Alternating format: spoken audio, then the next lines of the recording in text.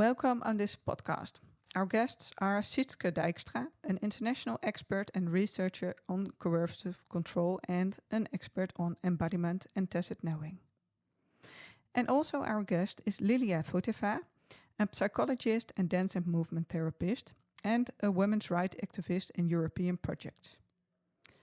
Wow, welcome in the show, Sietske. Can you now further introduce today's subject? Yes, thank you, Kirsten, and thank you for the Fabriek having us, Lilia and me together. It's a real good opportunity to talk more internationally about this important theme of coercive control. And I do this from four sources, I would say. So one of the sources is that I work as a teacher. Kirsten, this is also how we know each other. And as you know, we get cases who are coercive control cases. Sometimes they're recognized, and usually they are unrecognized. A second source is that I do case consultations in professional context, and also that gives me insight into practice. The third one is that I work also as a consultant and as a coach sometimes, and do sometimes safety planning, because women and also some men do find me if they have a relationship where they feel not well in it, or that they are in a divorce and in a complex divorce, or that they have a lot of problems with their relationship and have a lot of losses, a loss of children, loss of house, loss of domicile, loss of your former networks, loss of family. It can be really, really hard. And the fourth one is, of course, the international research, because Netherlands tries to learn, but we still are not far ahead. The English know a lot more about coercive control and coercive control laws and where it leads to the people. So we need also to point out an horizon where it will be more easy for women and for men in this situation, also for children and growing up children, to address to it and to find really acknowledgement and to find really help, which is kind of helping. So that's also a source why we're doing this, Lilia, isn't it?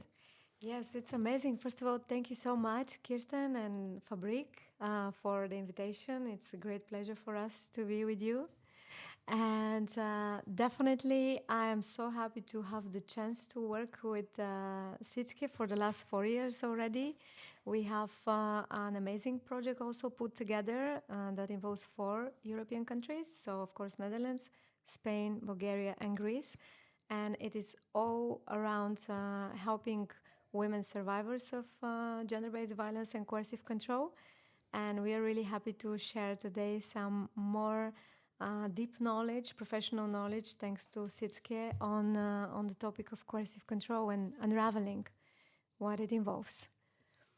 Yes, so I think without further ado, maybe we can go ahead towards the first question, Sietske. Yes, yeah, please. You prepared some questions for Sietske, and I think there will be a conversation unraveling during the podcast. So I'm looking forward to it. Yes. So I would like to start my conversation with Sietske with the question, like, in your work, how do survivors describe the moment when they first felt like, the love gradually starts turning into something that is more power-oriented and makes them small, quieter, less free? And what are the signs that they can learn to overlook in early stages of controlling and emotionally controlling relationship, so that they can prevent this?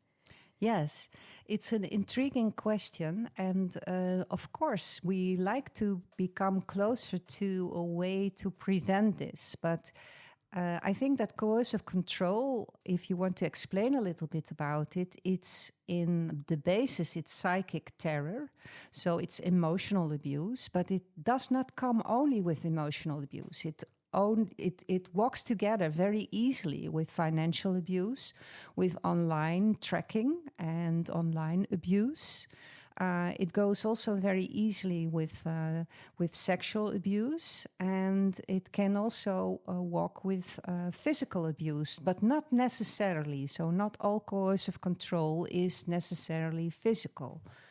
And that means that we have, and I usually use this metaphor of being on the stage and behind the scenes. So on the stage, we might see a very loving couple and we might see a very romantic relationship.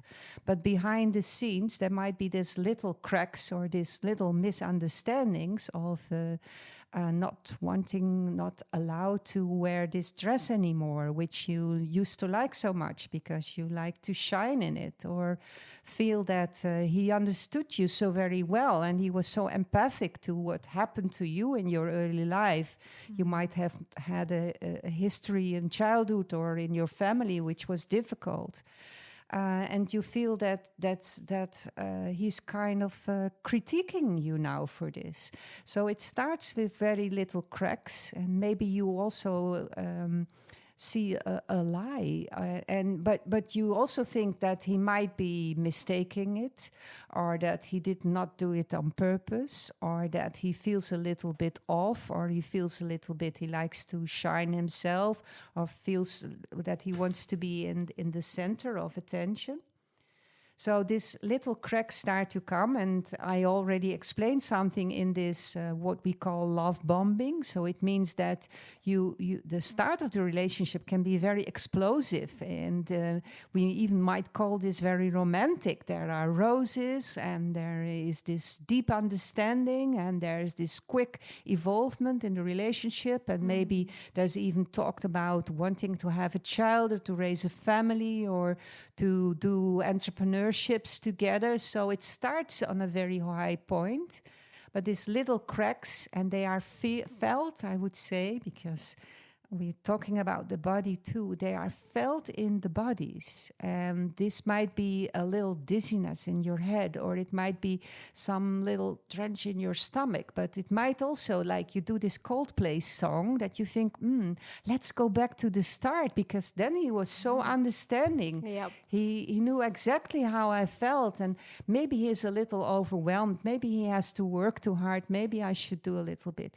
So what happens here in the dynamics is that the women, and sometimes these women are men, take responsibility for these little cracks in the relationship. So I think that it's my fault. I think that I'm guilty, and I think that I should take responsibility for my flaws, because he's very well in pointing out my flaws. And in fact, also with this love bombing, what I do not see then, but can see in hindsight, this is why it's a kind of puzzle or a whodunit, then I see that I was maybe already isolated from my friends, from my work, from the things I really loved. I loved to go dancing, for example, and I was not allowed to anymore, or only with him in a controlled way, that I start to see things.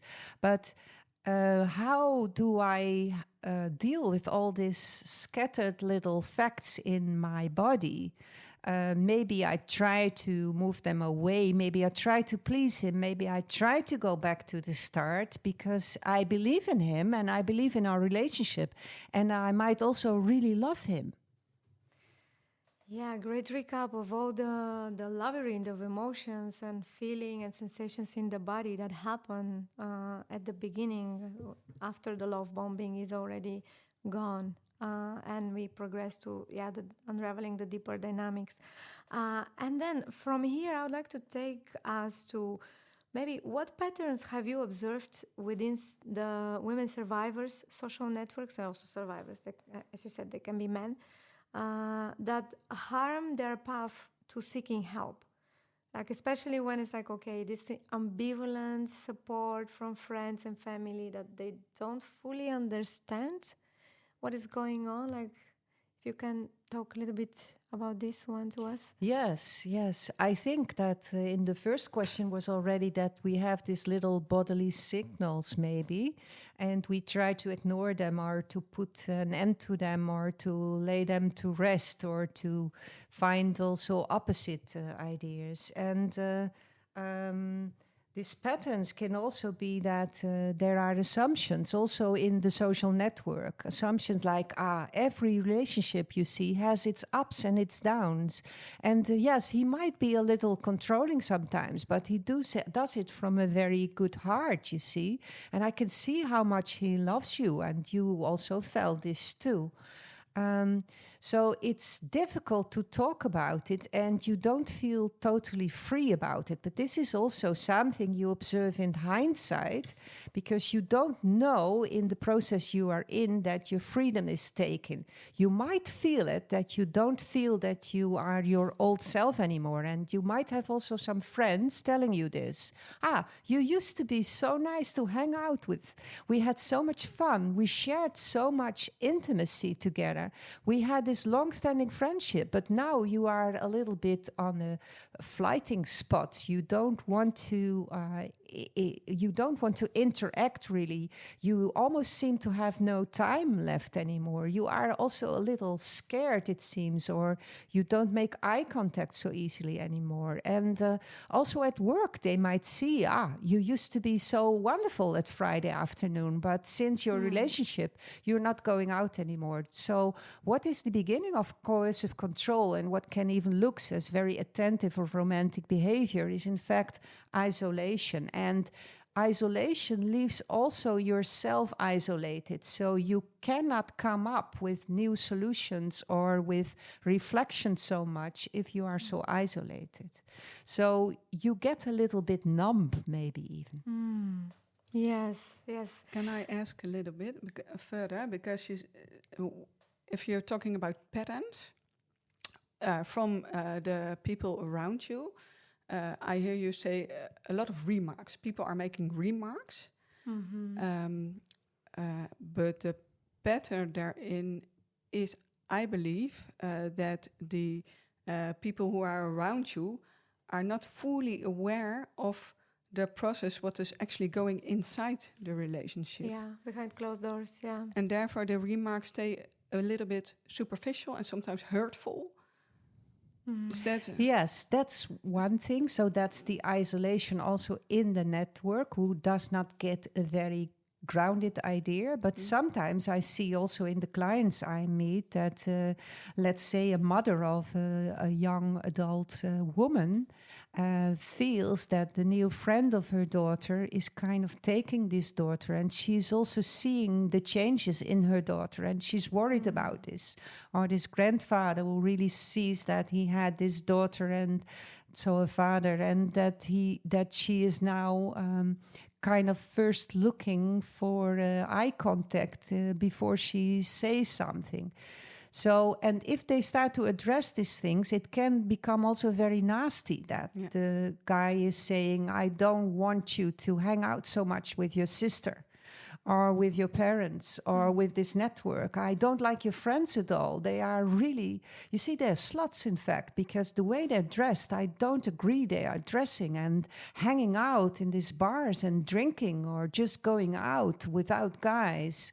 What's the need of this? I think your friends, in fact, might be losers, or I do not agree with it. So it's very difficult. You also, the network might feel this feeling the women have in the relationship in walking on eggshells. So it's a parallel process. And Lily's question about the patterns, you could say that the patterns we don't see so much because that's hidden too. So in order to see patterns, we need a lot of digging, we need a lot of insight, we need a lot of reflection, we need a lot of questions. Definitely, yeah. And I would like now to take us to the other side of the same dynamic, which is a term that you often use. It's the so-called coerced others, which I would like to invite you to describe a little bit more about how friends, family, or even professionals can unknowingly and unconsciously become part of the coercive system by virtue of this perpetrating and abusive partners gaslit, how they can also be gaslit? Yes, yes, I think that's a very important question. And why is it so important? Because it's not limiting to this one relationship. A lot of more relationships are involved. And if we look at it in a chronological way, it also means that if a man has a new relationship, the chance, and he had in the former relationship coercive control, the chance that this relationship pattern will repeat is very big. And I think that this mechanism of coercing others, it means also influencing third parties. And children are excellent third parties. They're just sitting at the dinner table. So you can do this in triangulation. And if I can take Kirsten as my child, I can say, do you see that your mother is taking notes again? She cannot even captivate, because Lily is taking notes now. And she cannot put this even in her head. She is so drowning, you see. Everything in her head just goes through. And she recaptivates nothing. That's awful for you, Kirsten, too, because you lose your mommy. I mean, she is not like she used to be. And she is, by the way, she is a bad person to raise you. She could never do that. She could never do that on her own. So you just do this on the dinner table. And this is very overt, but not everybody is on your dinner table. And what I want to say, so that we have this process idea about what coercive control is. If we isolate, we can control better. If we control, we can manipulate with the control. And if we do that, we can do defeat and conquer, like I just did with the three of us. And I sometimes do in the groups I teach. And sometimes they feel really a lot of discomfort. And they are also, I apologize, like I apologize to you now. But I am also telling them that I want us to feel in our bodies this disquietment, that something is really wrong, because Kirsten was not nodding, but if I look her straight into the face, and she is also daddy's girl, she might want to do something which she regrets and which I take her further. So the process is important to understand, the process in time of coercive control, but the moments are the mechanism used. And there might be more mechanism, but there are 4 I want to address. The first one is turn around. So I made you the problem, and the way the dress that you're wearing, or the fact that you made notes. I don't say that I'm just so picky or so detailed or so focused on you that I have to critique you in order to feel better. Maybe you're too shiny for me. I don't address this that I have a minority feelings of inferiority, in fact. Or that I'm afraid that if you are so shiny, I will lose you because you are so outside, and I cannot do that kind of thing. The second one is upscale it. No, sorry, it's enlarging. So I made this dress, or this way you hold your head, or the way you deal with the kids. I make this at a super point. And enlarge this, and then make you feel guilty about it, and make you responsible about it, because you have to do this. The kids are your kind of area to deal with, and the fact you're not doing it, it makes you accountable, not me. And upscaling is also police reports, you could say, or going to Veilig Thuis, so going to a point where you can kind of say there is domestic violence going on, or this Kirsten is really not raised well, this mom is really foggy all the time, and she has a psychiatric problem, and she needs to be looked after, and I'm worrying because I tried everything to kind of deal with it, and went to all these professionals, but it's getting worse, and I don't think that in this state after our divorce she can take care of the kids, because that's not the way it should be dealt with. And then the fourth one, and that's in fact going in all these things, is the influencing third parties. So I can tell this to the home physician, I can tell this to the school teacher, I can tell this at the football court and saying, why is this mom coming to the football court? Because it's not her area, and the children certainly do not want to see her. So I might get her for stalking, because they don't like her either here. They get really upset seeing her here.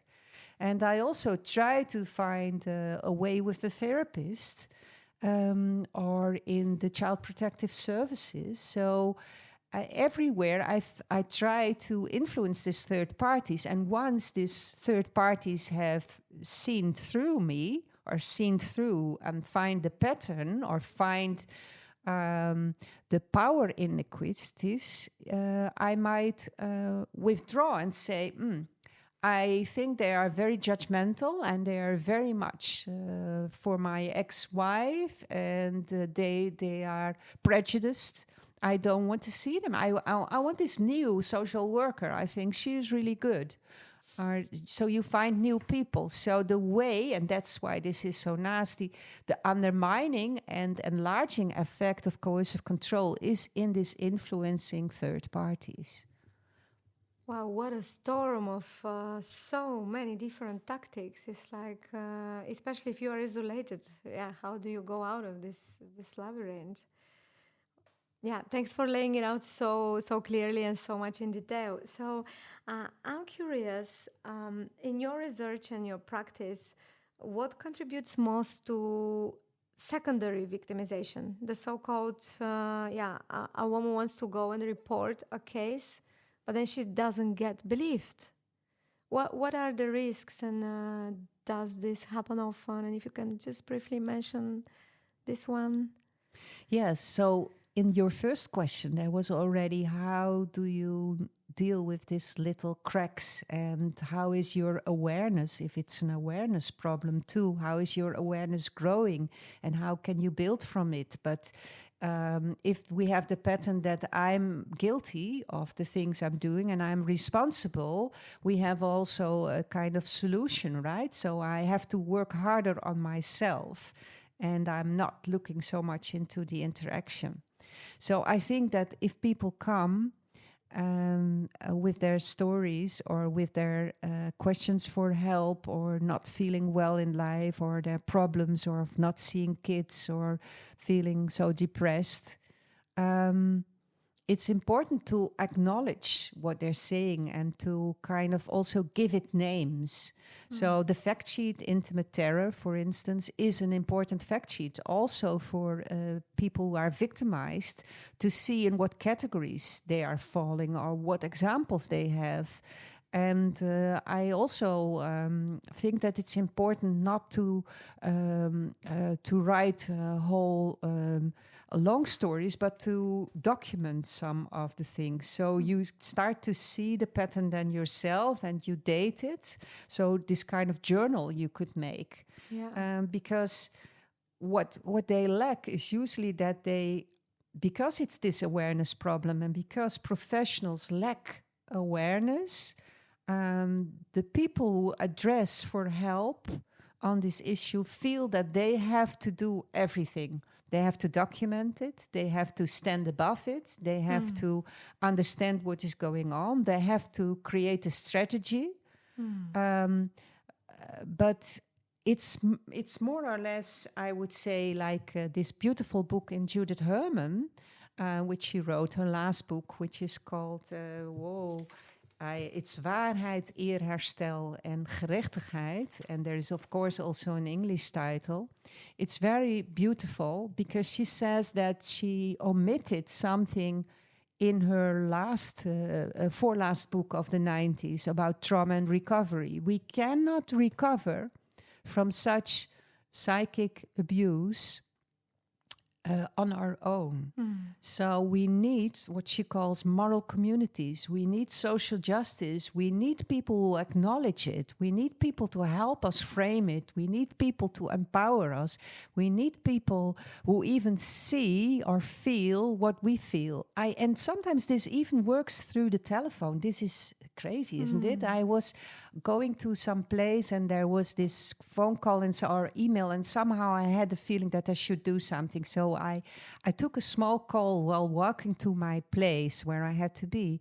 And this woman, she started to be in tears after a few minutes. And she said, "But you are the first one who gives me compassion. I feel understood." Because this is why I want your help, because we have told our story already so many times, but every door seems to close, or it seems to be my problem only, or they do not know if it's this one-sided power in equal behavior, or what am I doing myself? And I'm very confused about all the things. And I feel also ask questions about fear, because they feel a chronic fear or a chronic fog in their head. And so what I do usually if I speak them for the first time is to check with the film. This is this beautiful film, She Looks Like Being the Problem, from Sanne de Pas a few years ago. And I ask them to watch that and to see if they recognize some things. And if they do, to mention 3 examples. And then I kind of test the awareness and what they know. The fact sheet can also be helpful. So I help them to empower, but it's really hard also in situations where I sometimes am online to educate more, to explain more, to ask questions, to feel them backed up. Because I feel that's really very sad, because we know a lot more about coercive control. We have really research behind us, which is really strong. But our daily practice is still quite weak. Yes. Well, thanks for sharing this beautiful example with that woman that, you brought to tears in just 2 minutes, for just the understanding that you gave her and the holding, and speaking about, we still need to do a lot in the practice. You are doing a lot on tacit knowing and embodiment. So I'm curious, in your view, how many organizations you actually have seen that integrate this kind of knowledge in their models of care? Yes, well, the beautiful thing with tacit knowing, which comes from Michael Polanyi, is that we are not necessarily have a great awareness for it in order to do it. So even if we do not know about the tacit knowing concept, which is very refined skills and very refined experience, we are still doing it. But it's also embodied. So I was once trained as an interviewer to take my own bodily signals very serious, because also here, and we are kind of thinking, oh, time goes so quickly. We all felt it at a different spot in our body, didn't we? So our bodily awareness is also in interaction, and you can use this. And this is why it works also with screens and even on the telephone, because I could feel how desperate that woman was and how grateful she was that I called back. And I was very strict. I said, I have not more than 10 minutes while I'm walking. I'm really sorry about this, but this is how it is. But then we can really tune in, and that's the enormous capacity what tacit knowing can do, because our knowledge, you could say, or our facts are embedded in a greater bed of knowledge, and that's the tacit knowing. So once we start to be showing up more embodied ourselves and be curious to our bodies, what's inside, what's between our bodies, and how to deal with our body, what our body needs to get rest and to get off and to get on again, we are really in a field of knowledge where we can add a lot of value, and it also gives us more joy because we are really present in the situation. Lovely. And also because we are addressing this podcast as well to the expat communities, and cross-culturally, it's important to pay attention to coercive control globally. So my next question is about what psychological tools or frameworks would you best recommend to survivors to reclaim their autonomy, especially after they've been for a very, very long time in such a dynamic? Yes, that's a very important question, and I always deal with it when I have clients and meet people. because it can also be in a professional context. Kirsten, we know this very well, that these personal experiences go also straight through our profession and sometimes leave us as professionals also kind of with a high heartbeat and thinking, how the heck do I explain this to my colleagues, or I feel estranged in my own profession now. So autonomy, I started to say with this, autonomy comes with a price. And so there is this danger of leaving and this danger of learning, and it has great losses. And Jane Monckton Smith once showed us in this woman example, she might have a lot more examples, but almost in the ambulance, who had also physical, this real injuries. And then she turned around and she wanted to go home again. And she had, Jane Monckton Smith didn't understand it at that time too. So it's such a great case because we can feel, what is going on here? But she had 2 children at home and she was quite sure if she left the house, she would also leave her children and that the chance of seeing them again would be very small. And that she did not have any control out of that situation, which she might a little tiny bit of control in the situation. So danger assessment is always done by the women and the men themselves also in the situation. We should take that very seriously. And yes, you might lose a lot, your house, your job, your kids. So Judith Herman is here also very helpful, I would say, because we need also a great practice of self-care. And you need to start that also because there's also a lot of neglect. And some women are really burned out because they had to do so much. There is reflection needed of the help and the support. And we also need new networks because the old networks were usually compliant or they were even helping the perpetrator. Yes. And a fourth one, which I always test, is limiting the contact with your ex-partner because of the manipulation. So you have maybe to say goodbye to some of your dear things, like being a joint parent of your children. That might not be possible in such situations. Yes. Now, back to the criminalization of coercive control, which is like a major debate in the whole world right now, and also including in the Netherlands.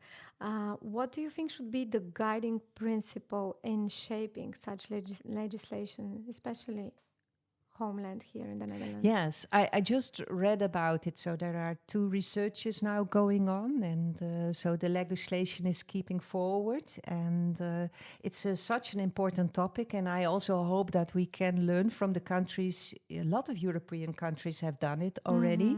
Also France and Denmark recently, and of course Wales and Scotland and England.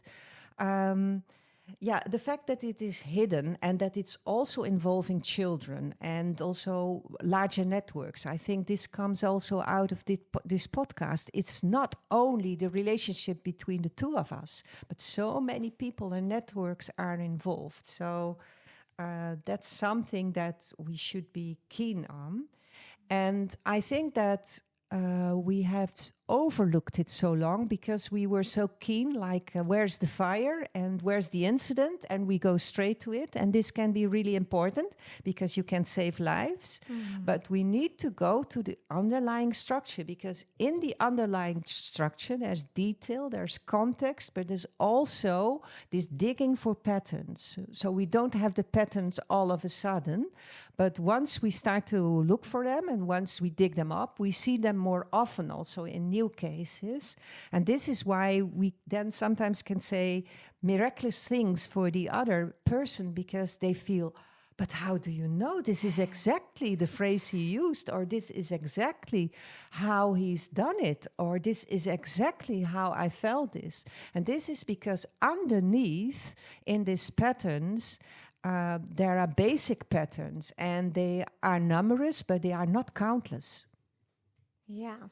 Well put. Thank you so much for outlining this one. Now, we're almost wrapping up. We're approaching the end of our discussion. I have just a few more questions.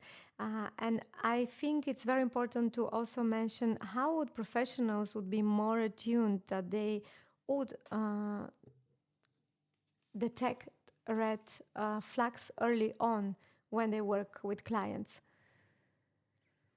Yes, of course, this is very important, and this also comes again to awareness. So what I just said, and Judith Herman called this, Kirsten said it the other day, the tyranny of abuse. So there are parallels in these very different cases on a superficial side. But if we dig a little more deep, and we go to the structure, we see that there are patterns, and these are early warning signs, like this love bombing, like a changed place to live, like all these quick changes. And sometimes I even think that getting a child very quickly could also be a means of control, because you're more bound to the house and you need support system, right? It does not let you go so far. And be very attentive at chronic fear. Because this chronic fear, the example from Jane Monckton Smith is also that chronic fear makes that it's also in survival mode. It's a very important warning situation. And what I learned also from Monckton Smith, and the Fabriek did this wonderful conversation with her, maybe it's still to be heard. No, it's not. That's a pity, because it was great. But she's also taught us that we do not, as professionals, think in this typology of a certain perpetrator and a certain victim. Like this person is always somebody who cannot speak up, or is lower educated, or is usually has a color of skin. This is not. It goes straight through race and class. And in fact, also a lot of high educated women are subdued to this type of violence. So follow-up questions. Follow-up questions are very, very important, and a kind of curiosity. So professionals need to be more curious and kind of thinking of this structure underneath. And then Monckton Smith has said, every woman in the population can become a victim. So we are 3 different women sitting here. So imagine that the response of the women can be different. We would not all respond the same way, and that creates slightly different dynamics. And sometimes the woman can also be a man. Yes, definitely. Yeah. I want to touch on also funding, because this is regularly quoted as one of the biggest barrier to doing a lot or doing enough on the topic of gender-based violence and coercive control. And it's true. But also, what would you recommend, based on your expertise, that we can already, and also governments can already do, despite the fact that there isn't not always enough funding with the current funds, what they could do? Yes. I always think, Lily, in 2 ways. So we have now, for instance, for the attention for femicide, we have a top-down idea. But it needs to go along with bottom-up experience. So what I would love is to see that I would get less women and men contacting me because they are having help, but it's so counterproductive that they are almost drowning, or they don't know where they will end, or they think that an expert would help them to pronounce it better. Sometimes they did already very much themselves. Sometimes they need a little hand in this awareness, and that would be great. But I think that this also means that we take responsibility for the daily care. So what I call the zorg- en veiligheidshuizen, they are taking care and safety houses. They would be great in dealing with complex cases. And also shelters could take part in this. So we need more specialist knowledge to be integrated in the daily practice. and where we learn, because I think that we need collective learning, but we have not enough speed yet in these collective learning opportunities, and we should speed that up. I find that even more important than a new policy document or a new idea. Policies can be important, but if they do not have this hand and feet to give it nurture in daily practice, we are not going from anywhere. Definitely, yeah, it's just a document then, yeah. And I would, it's a very challenging topic and hard topic, but I would like to also finish it up on a positive note. So the last question I would have for you would be like, your message of hope to professionals and also to communities and in general to anyone who might be currently or have had suffered such a challenge that involves trauma. What would be your message to us? Yes. So I have a long practice in this field. I started as a student and I stayed. And this can be very different from different people and different professionals. But it helped me to get this deeper understanding. And I think that during the years, I kind of shifted in what I really found important. So I did my share in research, but I'm doing now not so much research anymore. But I think that every person who's addressing is also a way to show up and to show something which can be helpful. And sometimes this happens at very unusual places. And you can give this little drop of knowledge, but as a society and as networks, we should be more alert. We ask more follow-up questions. We should not always think that we know already how it is. So this assumption thinking is in fact taking the space of real specialistic knowledge. And live in sensitive bodies, so we feel also what the others are feeling, and we can align with that. And that's very helpful.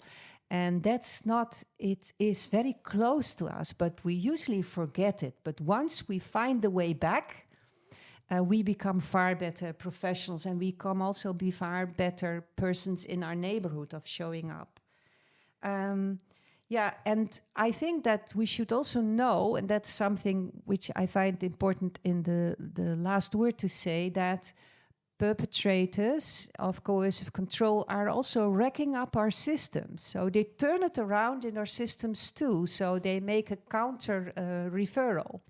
Or they have kind of reported some sayings of the children, because I try to get Kirsten to my side, and I give her some presents, and we go off together, and I make some decent kind of proof that she really wants to stay with me, etc., etc. So we have to see through that in the systems too. So we cannot stay on the superficial side. We need, that's something that's a necessity. We need to dive in as a society as well, and then learn every day. Oh, that's a really lovely recap for the end of our podcast. I thank you so much, and it has been an honor to have this conversation with the two of you. Yeah, thank you very much for today. I must say I really sensed a lot during this conversation. Maybe our listeners also did sense something, especially on the examples you gave. Something is happening inside you. So it's harsh. It's taking a long time to really make a difference, but be open to the fact that you can sense in your body as well that something's going terribly wrong. And please listen to your own senses and be aware. And also take a lot of knowledge from and wisdom from Sietske as well. So thank you very much for this conversation, both of you. Yeah, thank you too, Kirsten and Lily, for the fantastic questions. Because if we start to dive more in, we also get a kind of conversation who is, I hope, will be helpful to people. So, and start, if you know somebody in your environment, start to ask this question, kind of be present for this other person. And if you are in the situation, find this person who can be of your help of the next step. Thank you very much.